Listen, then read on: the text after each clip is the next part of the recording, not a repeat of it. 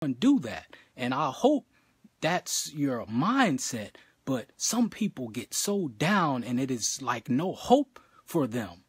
No hope for them because of depression. Depression is a monster. It is a monster that they just feel like there's no hope for them. So they end their life. God is not pleased with it, but depression is a monster. And now suicide is through the roof in the black community. Last question, pretty to the point. Has a household member ever went to prison? Has a household member ever went to prison? Of course, this traps are set for us to happen, and then some of us walk into the traps. We talked about that earlier on the podcast and on the panel discussion about the amount of black people that are incarcerated. And I gave statistics, and the brothers was like, whoa, in every state, do you know black people represent 3 times the prison population than in which the state that they live? I'm going to say that again. In every single state in the United States, black people represent 3 times the prison population than in which the state in which they live. I'll clarify that. For example, I'm in Pennsylvania. Black people represent 56% of the prison population, but yet we're only 10% of the population in Pennsylvania. Black people are only 10% of the population in Pennsylvania, but yet we're 56% of the prison population. In North Carolina, where I just moved from, we are 58% of the prison population, but yet we're only 22% of the general population in the state of North Carolina, or 3 times more. In Georgia, everyone thinks that black people run Georgia. No. That's only Atlanta. You got Stone Mountain, Georgia. You got Savannah, Georgia. You got Marietta, Georgia. You got all kind of cities in Georgia. Black people represent 69% of the prison population, but we only represent 14% of the general population. One more example, Idaho. Did you even know that black people lived in Idaho? Did you even know that black people lived in Idaho? We are only 3% of the total population in Idaho, but yet we're 26% of the prison population. 1/3. That means damn near every single person in Idaho is either in jail, probation, or parole. I'm going to say that one more time. We are only 3% of the total population in the state of Idaho, but yet we're 26% of the prison population. How in the hell can that be? Almost every black person in Idaho is damn locked up or on parole. Either we're destined to fail or it's a blueprint for us to fail. Which one? I say B, a blueprint. Now we just have to be smart enough and have the resources, right, to avoid these traps. These are traps. If the prison system isn't up and functioning, if the prison institution isn't up and functioning, you know how many people will be out of jobs? Judges will be out of jobs. Probation officers will be out of jobs. Parole officers, correction officers, all the people, the stenographers in the court. It'll be a lot of people out of work, which makes sense why there are private prisons that can sue a particular state if you don't have a certain occupancy level in the prison. I'm going to say it again. Private prisons have made deals with certain states that if the state don't have a certain occupancy level, meaning 85% full, 95% full, or 95% full, they can sue the state for not having a certain occupancy level. This is a trap. So, finishing up, this was the ACE study and survey. Go look it up. ACE. ACE stands for Adverse Childhood Experiences. And they say, I'm going to run them over real quick and I'll be done.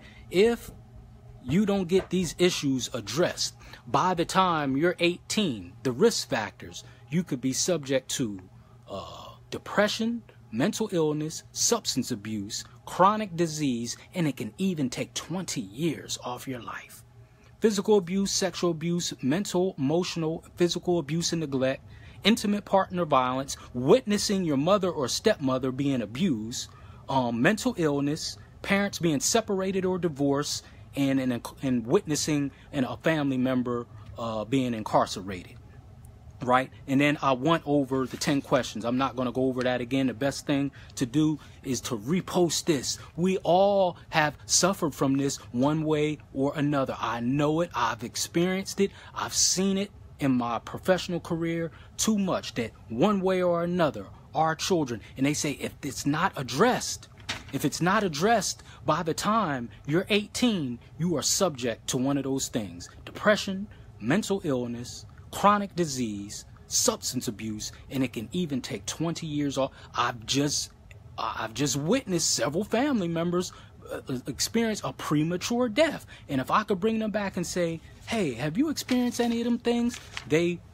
And those 10 questions I asked, please play this back. If you answer yes to like 2 or more, they say you are at great risk. Get help. Get help. A therapist, a counselor, something. And especially if you have substance abuse or mental illness issues, there's nothing wrong with getting help. What's wrong is if you don't get help and then you harm yourself and then be a harm to someone else because you have some mental issues. Okay? This is Brother Sharif with the Hour of Power. Go to Hour of Power, Sharif Hamid on YouTube. Subscribe and share. Right there. So we can continue to lift the mind, body, and soul of our people. This don't got nothing to do with religion, right? It has everything to do with our experiences and what we have suffered and what many of us are still suffering. This is called the ACE Study/Survey, Adverse Childhood Experiences. The best thing to do with this is to create a safe, because we always have solutions. We just don't talk about the problems. I'm a therapist. I'm a counselor. Anyone want to get with me? Not that I have all the answers, but if you want to get with me privately, this is my service, not just giving out this information. Anyone want to get with me privately, from the bottom of my heart, anything you share with me will be confidential. I'm binded by law to do that, but this is kind of off the record. You can inbox me. I don't care what time it is, because we can't put no price on your life or your safety. You can inbox me, Sharif Hamid. You can call me. Hell, everyone else got my number, 919-265-4119. If you are depressed or you having an episode, and if you are feeling suicidal, if I don't got the answers, I got contacts with mental health professionals and therapists all throughout this country. I don't want to talk to you. Well, you don't got to talk to me. I just want you and your family members to be safe. I got connections with pretty much anyone in this country. I can find someone to help you. Again, inbox me, or you can call me, and if I can't help you, I will get someone who will, because I'm not so arrogant to think that I have all the answers. Okay? 919-265-4119. That is my number if you are having an episode. Please get help if you need help, if you're having substance abuse issues. It gets worse before it gets better. Get that checked. All right? And the solutions to this, oh yeah, and then I'll be finished, is creating a safe space and sanctuary for your family, particularly children who are dependent on you for protection. That's why the ACE survey asked, did you feel like you were protected?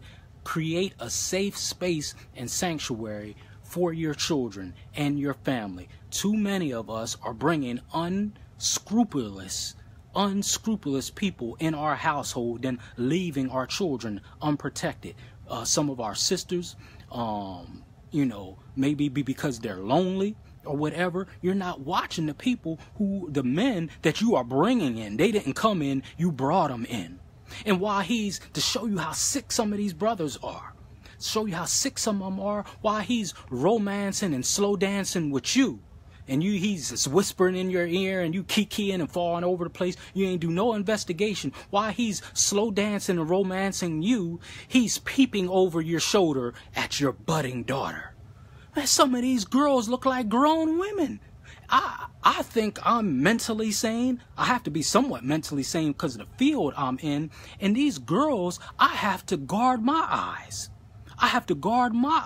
Can you imagine a sick brother? A sick brother who all he is after is a piece of flesh, I'm going to say it again. Some of y'all kikiing and laughing and falling all over the place, brought this sick person into your house. And while he's slow dancing and romancing you, he's peeping over your shoulder at your budding daughter. And then the vulturism starts. And before you know it, he undone something to your daughter or your son. And that's even worse because a lot of men, especially black men, we internalize things. Can you imagine that happening to a boy, a young black boy, meaning being sexually abused? You think he's going to tell his friends? You think he's going to tell anyone? No, he's going to hold it in, most likely. Become angry and violent, right? Because he don't want to tell what happened to him. At least with the sisters, the sisters typically don't hold things in. That's why they're so emotional. But the damage is done, but at least they'll tell someone. But what about the boys that's done to? Watch who you bring into your house. If you can go to all these different stores and inspect all these shoes or a car, you should do that, at least half of that, with the man that you're bringing around your children, so he don't ravage your children. And if someone knows of someone who is ravaging the family, something needs to be done about that. Last point. Do you know they say that the average pedophile molests anywhere between 350 victims, 350 to 400 victims? And it's not that they stop, they get stopped, mostly by law enforcement. I'ma say it again. The average pedophile, a child molester, molests or sexually abuses anywhere between 350 to 400 victims in his pedophile career. And he don't stop, he has to get stopped. That's how sick some of these people are. I'm going to stop right there. This is the Hour of Power with Brother Sharif. Go to Hour of Power, Sharif Hamid on YouTube. Subscribe and share so we can continue to lift the mind, body, and soul of our people. I leave you in peace as I came. To my Muslim family, Assalamu alaikum. To my Christian family, praise the Lord. To my Hebrew Israelite family, Shalom. To my Black conscious family, Hotep. And to my people in the streets, what's good to you? It all means peace. Be good to yourself, be good to others, and create a safe space and environment for yourself and our children so they're not a victim and a statistic to the ACE study, which means adverse childhood experiences. Please share this with others, especially those who you know are affected by it but may not want to admit it. Share it on your channel, however else this technology works. Share it. I see people goddamn buffooning and clowning on Facebook. For the love of God. For the love of God. Thank you for listening. Peace.